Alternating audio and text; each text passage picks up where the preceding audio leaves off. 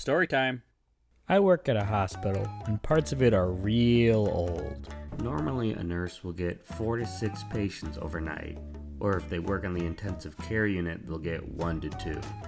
I also have kind of an odd job where I don't have a patient assignment at the start of the night, and I get to walk around until somebody calls for help. Usually it's because a patient isn't doing very well and might need some critical care for a bit.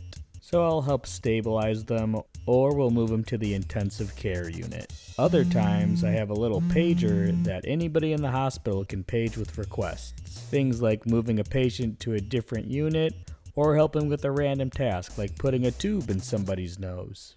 Some nights are real busy, and other nights I get lucky and don't have to do a crazy amount of work. One time I was walking around the hospital looking for things to do, just checking in on random units, and I get a phone call from a coworker. And she says, "Hey, apparently a pipe broke on one of the units and it's flooding now, so we have to move all the patients off of it." Most of the patients in the hospital don't walk that well without assistance, so we have to push them in their beds. The beds they're in have a drive function that doesn't work at all. So we typically have 2 people move a bed at once, to prevent injuries and such. I get to the unit, and luckily it wasn't in too bad of shape, but in the middle of the unit there's a large downstream of water coming from the ceiling. And we're just catching all that water in a garbage can. And that's probably the worst leak that I saw, because the first leak was actually found in a patient room.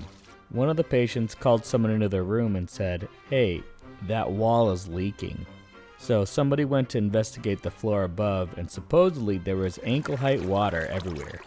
But that unit was empty, so no one was there. Maintenance shut the water off, and the leak at least stopped getting worse.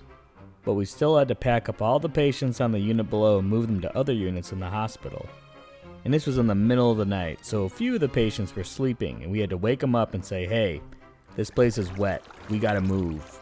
And then we'd whisk them away to a different unit. A couple of the patients had to wait until the next shift to move due to staffing things, but the leak had stopped by then, and luckily they didn't have to wait too long.